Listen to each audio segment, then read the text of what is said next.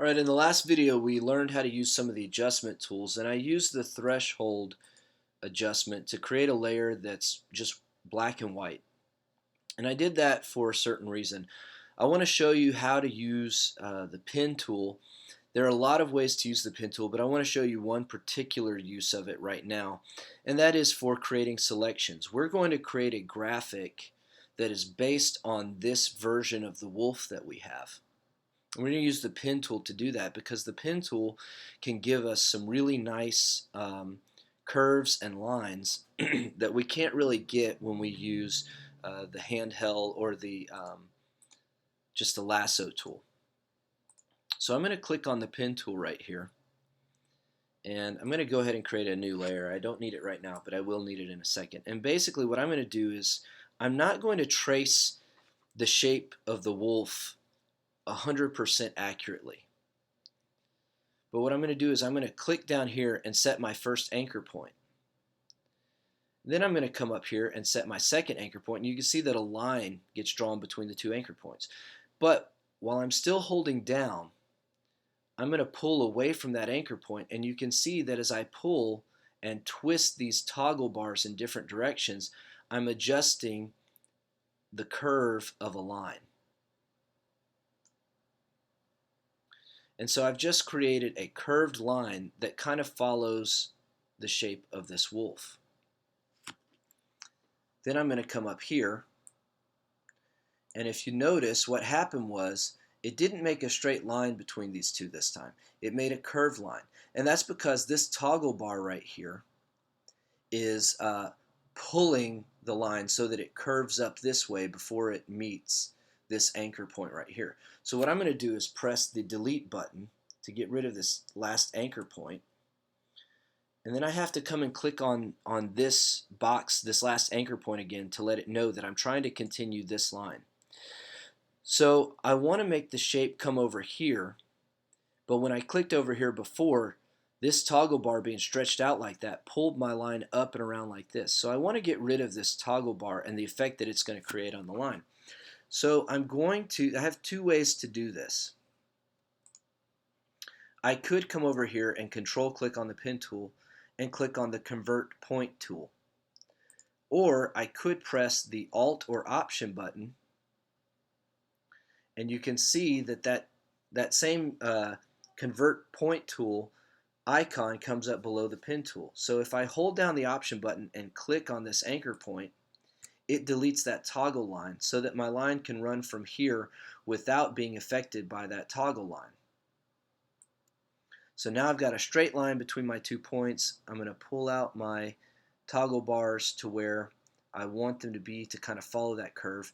And I'm going to click Option again and click on this anchor point to get rid of that toggle line. And then I'm going to come up here by the ear, curve it out just a little bit. Again, I'm going to click Option, get rid of that toggle line.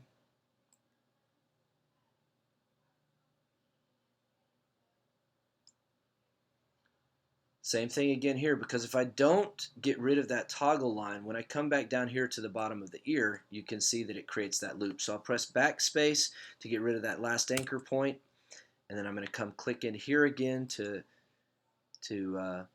reconnect my line. Option, click, got rid of that toggle line, and now I'm going to follow the slope of the ear down here.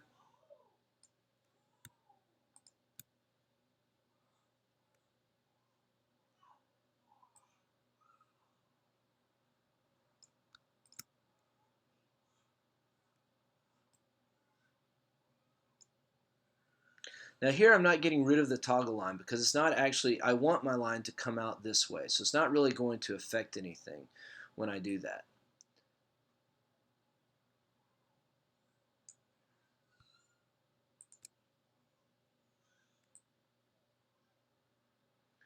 And the goal of using this tool this way is to make as few lines as possible, or make as few anchor points as possible rather, so that the shape is as smooth as possible. If you have a bunch of little lines everywhere, the shape can look kind of jagged.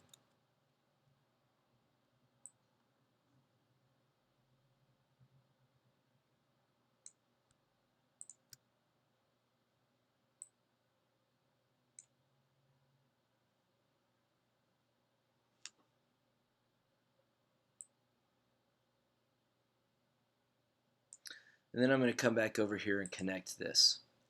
Now I've got my selection like this, and I'm going to come up here and I'm going to press selection for make a selection. Now notice that I'm in path mode over here, and that's important for this purpose. We'll learn how to use the shape mode layer or later, but right now we're going to be in path mode. We're creating a path. We've created this path around the wolf, and now we're going to tell it to create a selection. We don't want it to feather the radius or anything like that. We don't want it to feather the selection. We're going to click OK, and then we're going to come in here and use the bucket tool on this new layer to fill in the shape. All right. I'm going to press Command D to get rid of the selection, and I'm going to change the opacity of the layer so that I can see through it. Now what I'm going to do is I'm going to go in and I'm going to erase everything that I don't want to be dark. And I'm going to use the same process with the selection tool.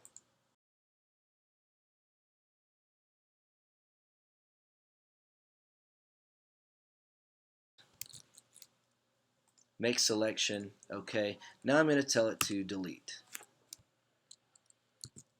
Deselect.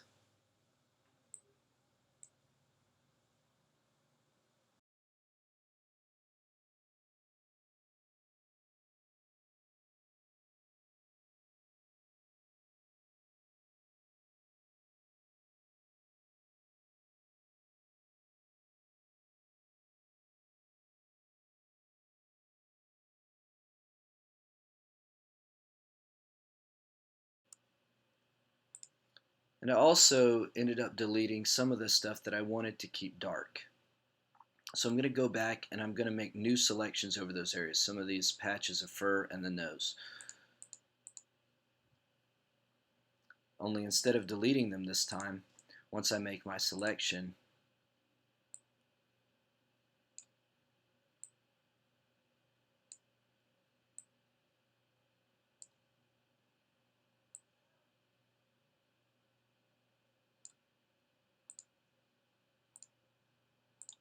instead of deleting them, I'm going to get the bucket tool and I'm going to apply the color again there.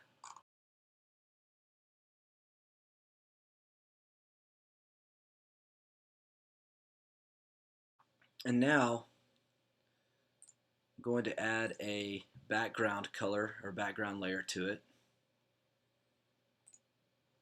We'll make the background a lighter gray color.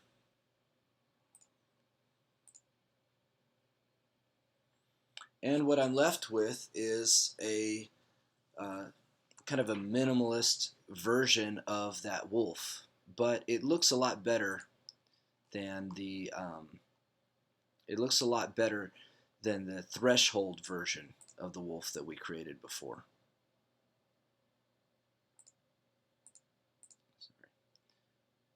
So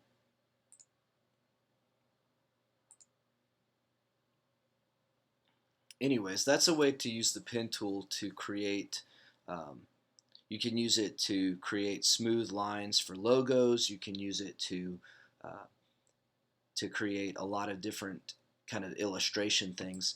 And it's something that you're going to have to play with quite a bit in order to really get the hang of it. But I find it to be a really useful tool.